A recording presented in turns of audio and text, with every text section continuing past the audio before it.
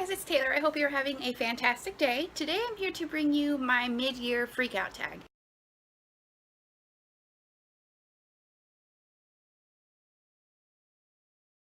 So there are 14 questions. I'm not going to go into any kind of detail on any of these books because I feel like if you are interested enough, you can go and look them up, and you go and you look up the synopsis.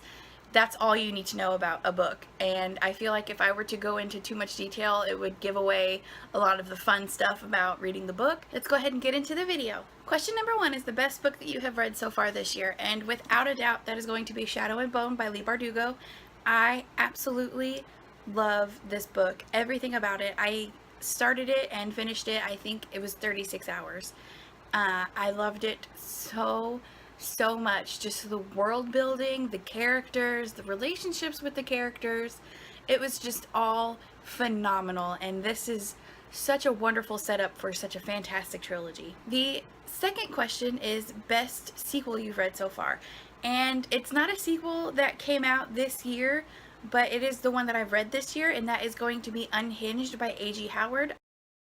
I am so obsessed with the Splintered series. It is the Alice in Wonderland inspired retelling that A.G. Howard had created, and just everything about it was amazing, and I loved it so much. Number 3 is a new release that you own but have not read yet, and I'm going to go with Roseblood by A.G. Howard. I am obsessed with her writing. She just creates beautiful worlds that have been based off worlds that we know and love, and she just kind of expands them. And all I know about this is that is a Phantom of the Opera retelling. I know nothing else, but I can't wait to dive in and read it by the end of this year because I know for a fact that I will. Number 4 is your most anticipated book for the second half of the year, and without a doubt, no questions asked, it is going to be Hunting Prince Dracula by Kerri Maniscalco. I read Stalking Jack the Ripper earlier this year and became obsessed with her and her writing and just those characters, because for some reason just the strong female lead that she has created is just, it was so good. I cannot talk enough good stuff about that book. If you have not read Stalking Jack the Ripper, you need to pick it up and you need to read it before Hunting Prince Dracula comes out, and that comes out in September, and I will definitely be picking that up. Number 5 is your biggest disappointment, and coming off of the Stalking Jack the Ripper obsession that I had with like the Jack the Ripper story and stuff like that, I found a book at my library called Ripper.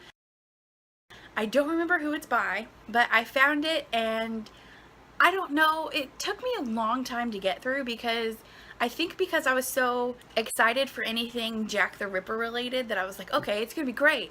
It was not that great. I think I gave it like maybe a 2.5, 3 stars on Goodreads because it was not my favorite. It was not good at all.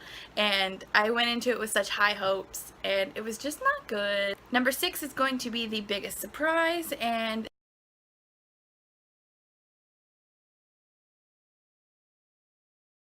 then I was like, okay, if I go to the library and it's there, I'll pick it up. And I went and I picked it up, and it was so good.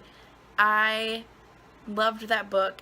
Yes, Optimists Die First was definitely the biggest surprise of the year. My new favorite author, I read Freaks by this author earlier this year, and it's going to be Amanda Hocking. I read Freaks earlier and absolutely loved it. Something about her writing is so beautiful and so quick to read that I was just enthralled. And so after I read that, I went on Book Outlet and I found a lot of her books. I've slowly been ordering her entire like catalog works because I need to read them, and once I get them all, I'm going to read them. And this is actually I think it's Trial trilogy in one book. It's going to be Amanda Hocking. She is definitely one of my new favorite authors. Question number 8 is going to be your fictional crush, and I feel like this is kind of a given. If you followed me on Goodreads or Twitter while I was reading the ACOTAR series, I was in the middle of Akamath, and I think right before chapter 54 in Akamath, that I realized that I was Rhysand trash. So I am 100% crushing on Rhysand. He is High Lord of the Night Court, if you don't already know. And if you haven't read the A Court of Thorns and Roses series, you need to read it, because I finished it earlier this month and loved it. But yes, Rhysand is my fictional crush. And speaking of the A Court of Thorns and Roses series, the next question is a book that made you cry, and one of the first books that have made me cry this year is definitely A Court of Wings and Ruin. I'm not going to go into any detail, but I bawled like a baby within the last 100 pages of this book, and that's the first book to have made me cry this year. It is so good, and it was such a fantastic ending to the Feyre trilogy that she created, and I'm really excited to see who she's going to follow for the next part of the series. A Court of Wings and Ruin made me cry. Question number 10 is your favorite fictional character, and I'm going to have to go with James Caceres from the Infernal Device trilogy. I love him so much, and I know that it's kind of like an even divide between Will and Jem, but yes, James is just, he makes my heart so happy, and his storyline is fantastic. And if you haven't read this trilogy, you definitely need to read it. Even if you don't like the Mortal Instruments, the Infernal Devices trilogy is honestly her best work, in my opinion, because I haven't read Lady Midnight or Lord of Shadows, but so far this trilogy is my favorite. And once you read it, you will understand why I love Jem so much. He's so sweet. I love him so much. Question number 11 is a book that made you happy, and I'm going to go with The Crown by Kiera Cass. Now, I know it's very unpopular opinion to like the Heir and The Crown, because they are the two, I guess, they are the two companion novels that go with the Selection series. But I thoroughly enjoyed The Heir and The Crown just as much as I loved the original trilogy, and this book made me so happy because it's Edelyn, and I don't know if that's actually how you pronounce it, but that's how I said it in my head. She is the daughter is chosen from the Selection series. I'm not going to give away who it is, but yes, she is having her own selection in The Heir, and it finishes up in The Crown, and her choice just blew me away because it was so left field, but it was so beautiful, and I kind of saw it coming, and I'm really glad that I did because it was so good. I love this book, and I love the characters. But yes, a book that made me happy is The Crown by Kiera Cass. Question number 12 is your most beautiful book that you have bought this year, and I'm going to go with The Zodiac by Ramona Russell. I am obsessed with space. I love it so much.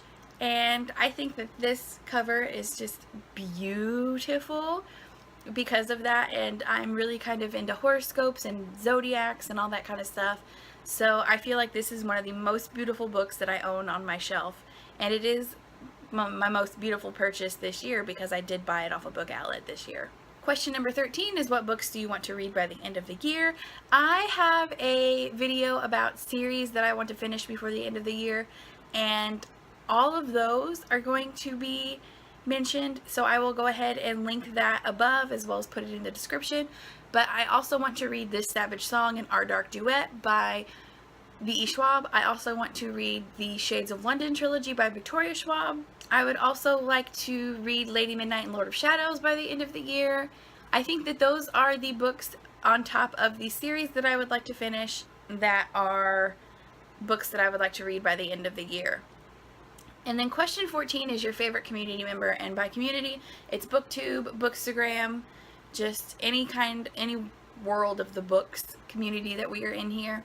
And I don't want to pick favorites, but I'm going to go ahead and name off people that I have connected with. And I have connected with Lisa from Books and Smiles. I have connected with Julie from Pages and Pens. And then there is A Court of Books and Love, Amanda, on Instagram. Oh, I love her so much.